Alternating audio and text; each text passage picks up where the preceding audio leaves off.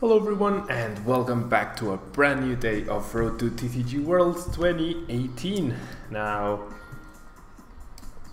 as you can see, today we're bringing back a deck which many consider dead pretty much after Forest of Giant Plants rotated and or got banned from Expanded. However,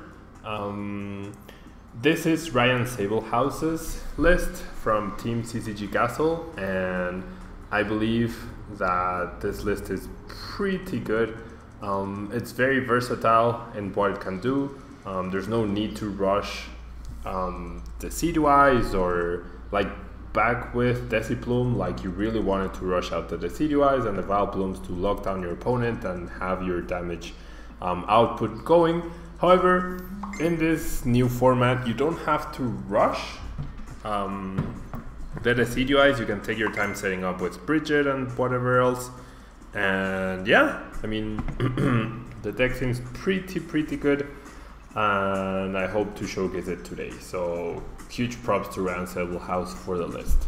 So Decidueye-GX, as we all know, 240 HP, and Feather Arrow. Once during your turn, before your attack, you may put 2 damage counters on one of your opponent's Pokemon. Pretty good ability. And then Razor Leaf, 90 damage, and Hollow Hunt allows you to bring back 3 cards from your discard pile onto your hand.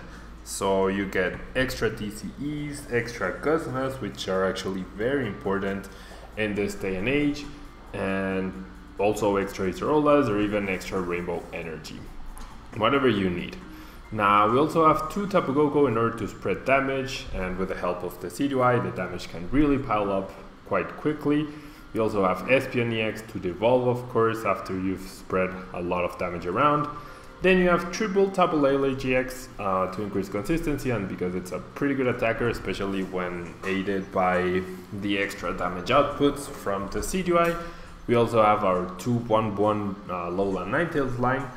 We get to use this Alolan Ninetales-GX in order to use Ice Blade and to keep spreading damage around, as well as having access to Ice Pass GX, another really good GX attack, and makes your opponent have to think twice about who does he want to attack. And also, because we're running Rainbow Energies, you also get the option to use Blizzard Edge in very fringe scenarios, so that's pretty good. And then we also have the non-GX Alolan Ninetales, which once again, thanks to Rainbow Energy, we can use. And we get access to the Luminous Barrier ability, which prevents all effects of attacks, including damage done to his Pokemon, by your opponent's Pokemon GX or Pokemon EX. So yeah, pretty good deal right there. The Rainbow Energy gives you this versatility. And for support regards, we have our 4 Sycamore and 4 N, of course. Then we have our 2 Brigette for consistency. And we have 2 Guzma and 2 Acerola. Now, these counts are relatively low. And Ryan used 1 copy of Timer Ball, which seems fancy, but I think would be better as a 3rd Guzma or as a 3rd Acerola. Not exactly sure. But we're gonna respect his list and we're gonna use it as it is. For item cards, we have our 4 Ultra Ball, 4 Rare Candy, 2 Field Blower, 2 Rescue Stretcher, 2 Choice Band, 2 Float Stone, and the Timer Ball I was mentioning. The Timer Ball, as I was saying, could essentially be a 3rd Guzma, 3rd Acerola, or even a 3rd Field Blower. I would not be opposed to running a 3rd Field Blower. And then finally we have our 4 double Colorless Energy, of course, to power up all our attackers, and 4 Rainbow Energy to give us that versatility. And it might also give us, like, in very fringe scenarios, the option to use Tapu GX as well. So that's the list. Let's jump into the ladder, which apparently just reset, and let's see how we do. Now let's try to get a win streak going. And yeah. So I hope you guys have been enjoying the videos lately. Hartford Regionals is this weekend. I don't know what to play, but I think there's 3 very clear top tier decks in my opinion: Gardevoir Sylveon, Golisopet Garbodor, and Ho Salazzle. If you want to know more about why I think these decks are so great and stuff, I do have an article for 6 prizes coming up today, actually, so you guys can check it out if you want to. And wow, what a hand. What a hand. We might immediately lose double rare candy, but instead of triple via Seeker, now we get triple rare candy hands, I guess. Oh boy. Okay, so we can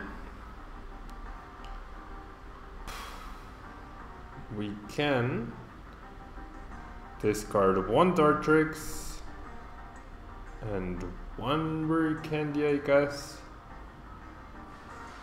Not a huge fan, of course, of doing this. If I had access to Alolan Vulpix this turn, like if I had an energy to retreat into Alolan Vulpix, or maybe not this turn because I cannot attack, but if I had access to that the next turn, then it wouldn't be so bad. Okay. 1 Guzma prized, 1 Sycamore prized, 1 Rowlet prized, 2 Dartrix prized, and 1 Decidueye prized. Wow, those are our 6 prizes, and they're pretty impactful because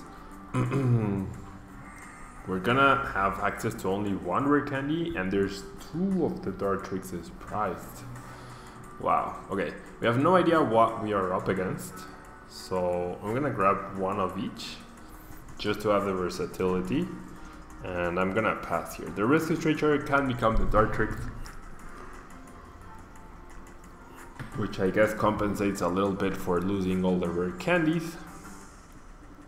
We see a DCE and a Choice Band onto Tapu Lele in order to pressure our Espeon.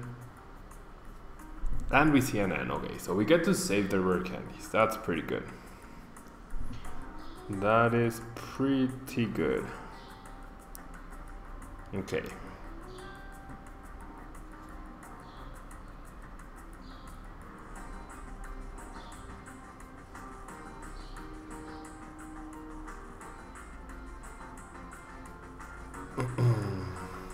There we see an Ultra Ball.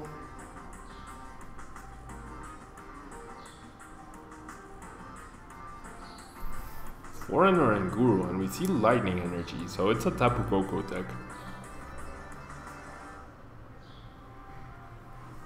We did face that deck a couple of days ago, and with our current hand, we might actually benefit from actually powering up the non-GX Alolan Ninetales. However, spreading damage seems pretty good here. Espeon will of course not be good. So do I play Tapu Lele here? That's the question. I think I do. Well, rather the question is, do I play this Alolan Ninetales? If I do, I really pressure my opponent, I think. And I mean, I really don't want to end, but I also don't want to Sycamore. But I do want to try to set up more Decidueye, so I guess I'll end here. I cannot afford to Sycamore because losing 2 out of your 8 energy is pretty bad.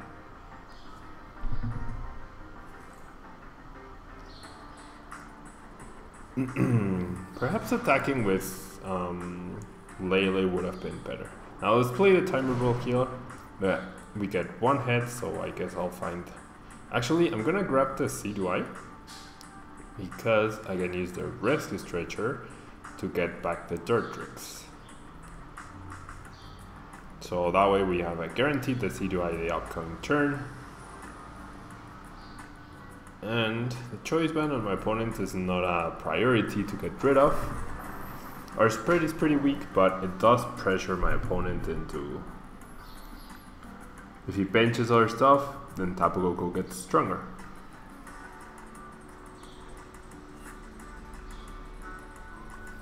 I definitely feel like saving the energy was the right call.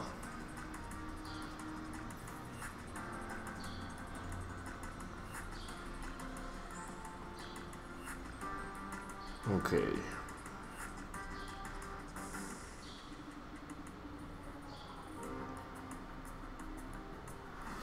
Wow, now we see a Turtonator GX get benched, and Tapu Lele just runs over my Tapu Koko.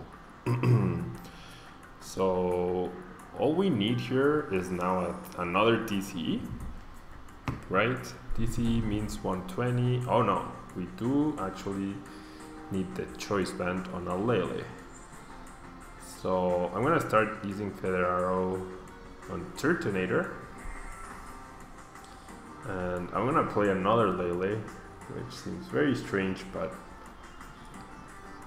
we have to go for that. And yeah, we still have our 3 DCs intact. So 3 odds are we will not get it, but we have to try. If we get it, we got lucky essentially, just based on the odds, and we do. We actually get triple energy here. And we're gonna deal exactly 150 damage. So not too bad trading a Tapu Koko for a Tapu Lele. And then we can choose not to attack the Turtonator in case it goes for Shell Trap. Really surprised to see that Turtonator.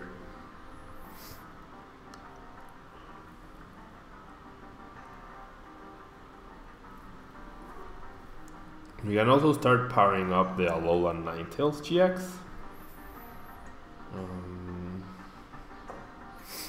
Let's see, a Rescue Stretcher putting back Tapu Koko and Tapu Lele.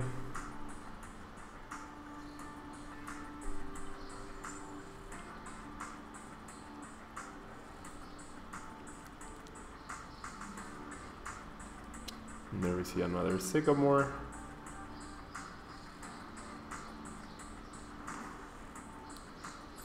And we do see the Shell Trap. Wow, we see a Spinda. What is this deck? Spinda, Turtonator, Delinquent. Pretty odd, honestly. Pretty odd. Okay, so I don't know how the ruling works on Shell Trap and Alolan Ninetales. I would imagine I don't get the damage back, but I'm actually not sure. So I'm gonna wait a turn, let Tapu Lele, well, do I let Tapu Lele get hit? No, there's no need for me to do that. Because I do have the choice band to knock out. Yeah, there's no need to attack the Turtonator right here.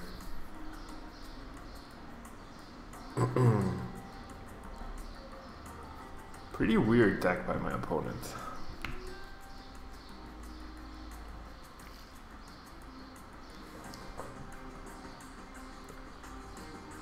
Enhance Hammer, of course.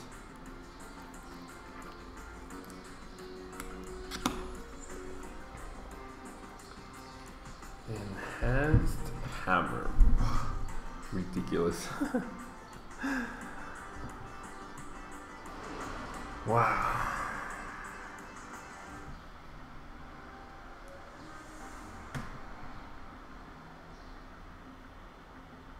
Okay, I guess I should have attacked the Turtonator.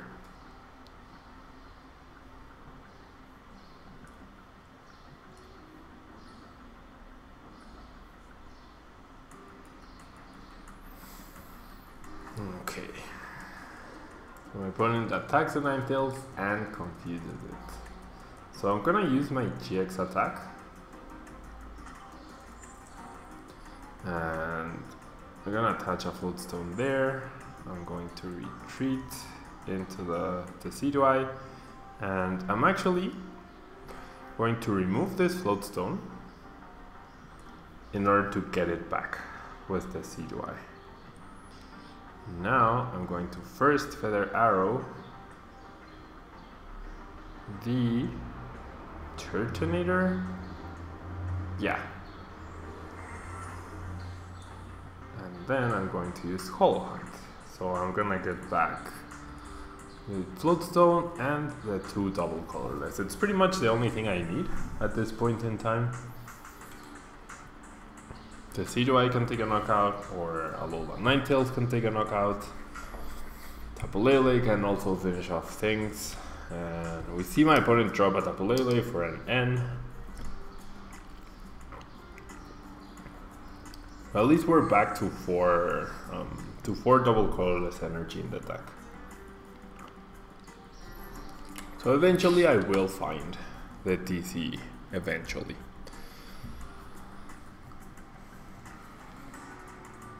And my opponent hitting for weakness will only be hitting me for 40, so that's not too bad.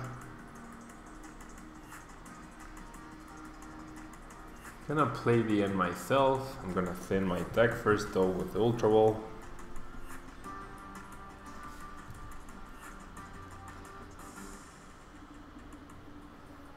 Yeah, this is looking to be a really long game. Really, really long. See another Lightning.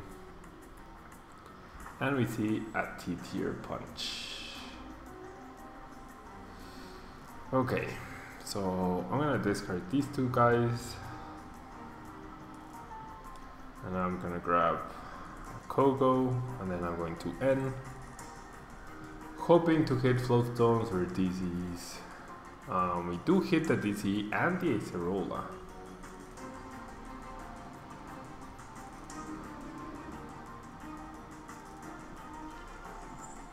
So, I'm going to Feather Arrow. Turtonator? 160 plus 40, that's 200. No, I'm gonna go after the Lele and I'm going to pass. If we see Stadium Delinquent here, a second Delinquent, I'm going to cry. But I really hope we don't. Okay, so we see a Tapu Koko.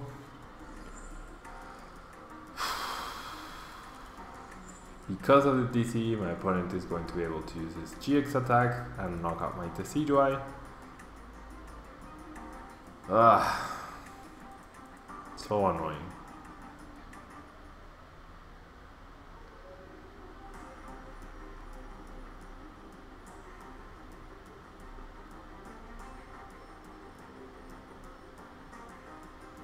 Go on.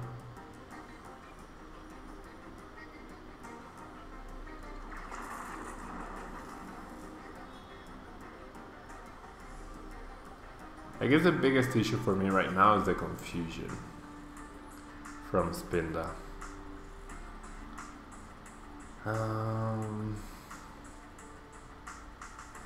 Okay, so I'm gonna touch a DC to the Tapu Lele, and I'm gonna use Aurora Beam.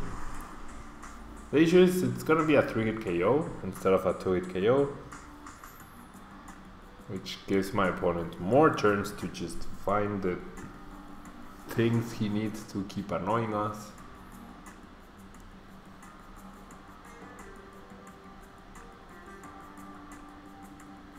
Because that is the essence of my opponent's deck. He's just annoying us, fully annoying us.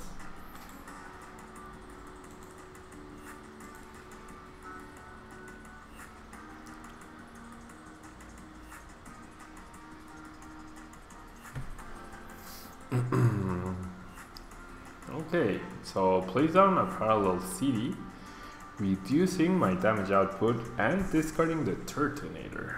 So I guess we won't find out whether the damage gets placed past Luminous Barrier or not.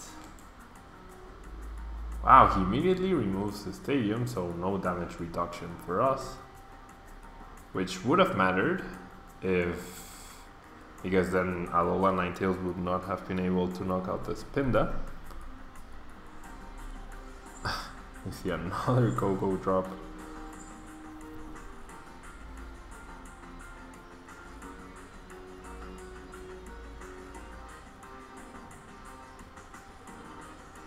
See an energy on the Spinda.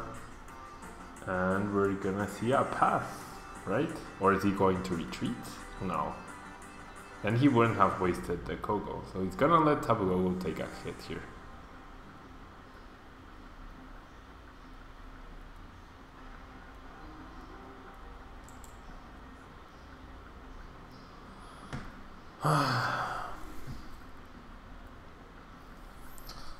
This match.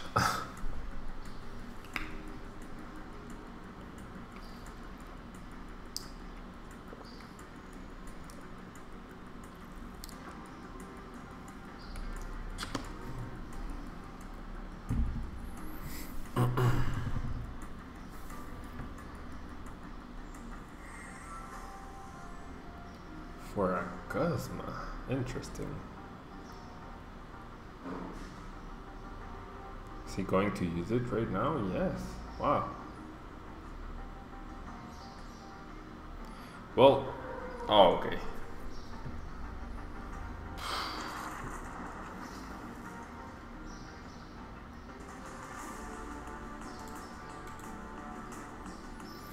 Okay, so my opponent down to 1 prize card. If I bench the Rowlet, that means he can use another Guzma, presumably he has at least 3. So I cannot bench a Rowlet.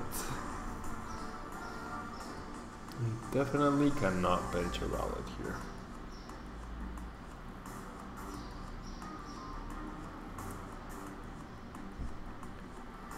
Next Elixir, whiffs.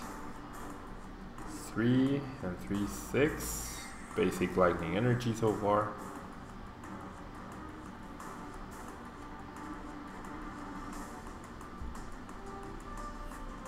Plays a Professor Kukui. Plays another Elixir. This one will hit. Yep.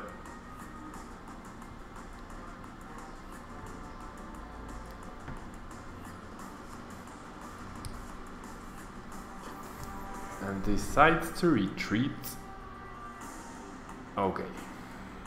So here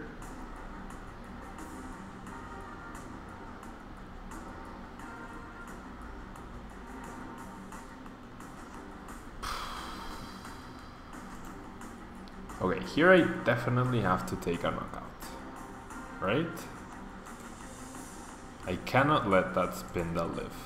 So I'm gonna do this, and I'm going to Acerola. My opponent should not be able to attack me this upcoming turn. So I could even consider benching the Rowlet, but we'll just take the knockout on the Spinda for now. Another Rowlet off of the prizes. We've used 1 Sycamore so far. Okay, another Tapu Lele. My opponent just has everything on his hand, Hopefully running out of energy soon though. 6, 7, there's Yen. So yeah, that could be problematic for sure.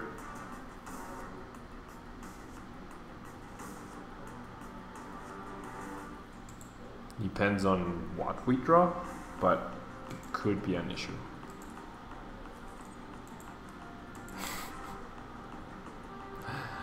Interesting.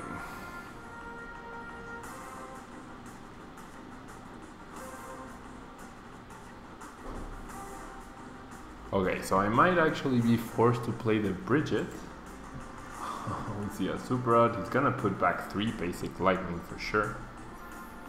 And that was one of the cards he drew from the Oranguru.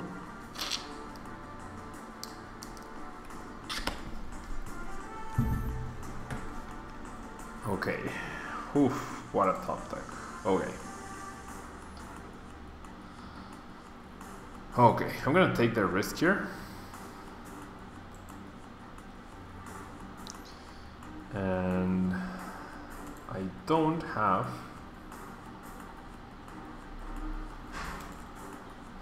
okay, so I'm gonna switch my strategy here. My opponent cannot bench another Tapu Koko. So if I go after the Tapu Koko with energy, that should be plenty. Or I can just target the Tapu Lele as well.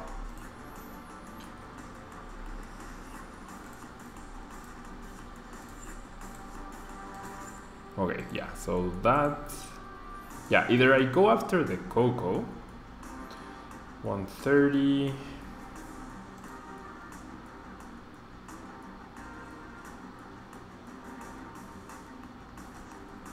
can I keep the choice band? No, I'm gonna attach the choice band. I deal 80, it'll be at 100. Yeah, okay, so this is the play. I'm gonna Ice Blade the active twice for a knockout, hopefully. If he wants to attack, he has to find his last double colorless energy, 100%. And then he still loses that, so you would need to find another elixir and a way to retreat and attach energy. So we should be good here. And the two cards we have left are Rare Candy Decidueye, which increases our damage output by 100, so by 20 I mean. So basically by doing this, I guess attacking with Tapu Lele would have dealt 10 more damage, but it's essentially still a 2-hit KO. And with Ninetales, like this next turn, we Rare Candy into the Decidueye and place 2 damage counters on Oranguru. Oh, there's the Float Stone.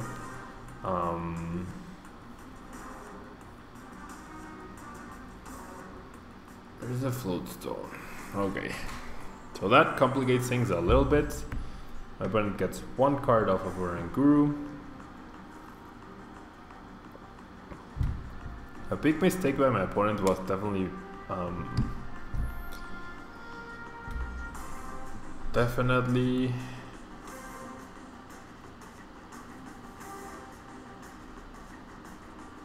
putting back the Turtonator, I think.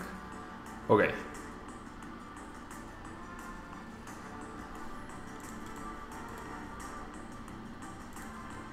Okay, so let's think this through. How do we win? What's the fastest route to win? Or, well, what should I do? Actually, that's the question. I think I should just go after the Tapu Koko with energy. That's the only real threat here, I think.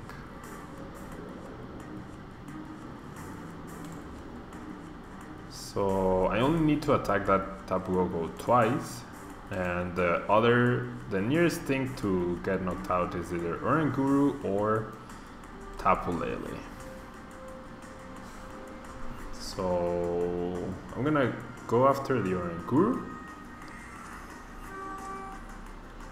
Or have I played any Guzma? No, I have not. So I guess going after the Lele. And that leaves us a chance to get a knockout with Feather Arrow.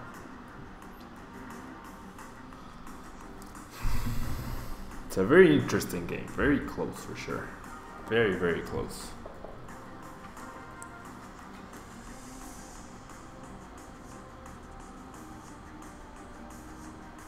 Okay.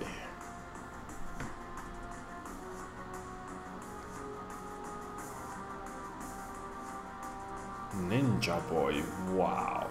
What? Okay. That gives him 10 more HP to work with. That's fine. That is absolutely fine. So this next turn, I Feather Arrow the Taurus, I Ice Blade the Oranguru. There's an elixir.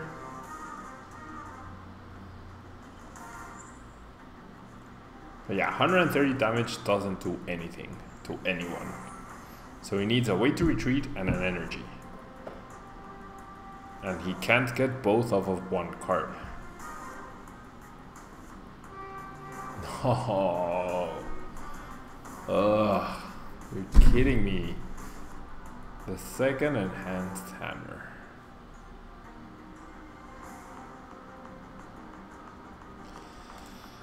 Ah, this is so annoying. Okay, I'm gonna leave the energy there. I'm gonna Feather Arrow the Taurus. And I'm gonna pass. Ah, this is very annoying though. Very, very annoying.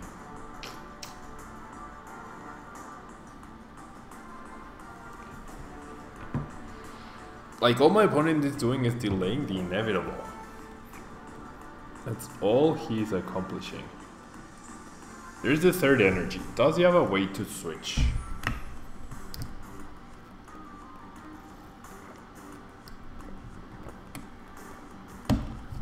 And that's exactly the reason why I shouldn't. Okay, this was a pretty good top deck. This is exactly the reason why I don't want to free up another space. I don't want him to bring another Tapu Koko into the fray. So I'm going to Feather Arrow this Tapu Koko and Ice Blade.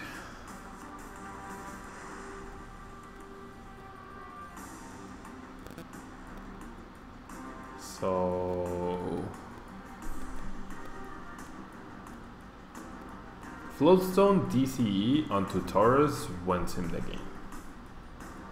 That is a possibility. Or Guzma DCE. Guzma DCE wins him the game, otherwise we win next turn. As long as he doesn't play the Guzma. Guzma buys him more turns. No. He's going to get it, isn't he?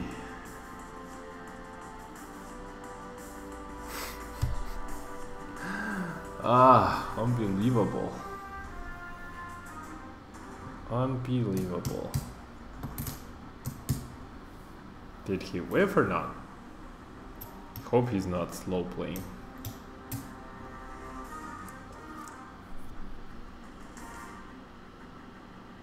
Should have targeted the Taurus, I guess.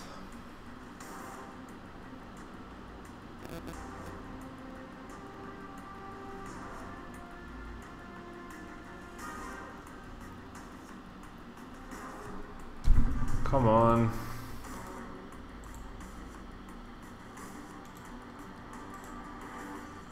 Fighting Fury Belt. Ah, so annoying. Now what's the worst that can happen? If I knock out the Taurus,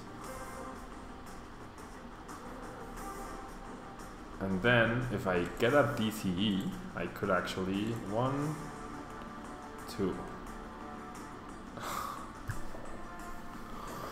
You're joking! You are kidding me! He's just making this longer than it needs to be. Why? Ugh. Seriously. Seriously.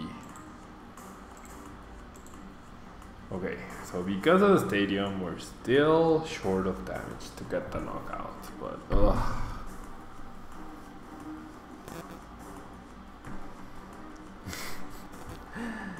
Seriously.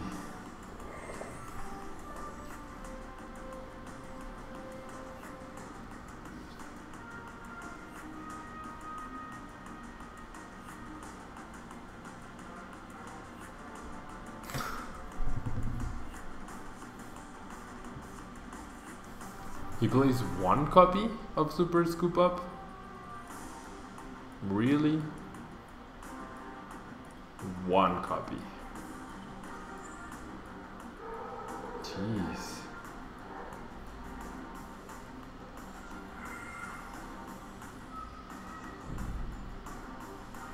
Finally, that's game. Now we even get to use Blizzard Edge for the knockout, but wow, that was unnecessarily long. Unnecessarily long. And yeah, my opponent's deck, like, sure it has a lot of neat little tricks, but it doesn't really have an end game, a very clear end game. And yeah, we were able to pull off a very, very grindy win for sure. So yeah, it's gonna be it for me, guys. Unnecessarily long video. But yeah, thank you so much for watching. Don't forget to leave a like, and DECITALES apparently isn't dead quite yet. Bye.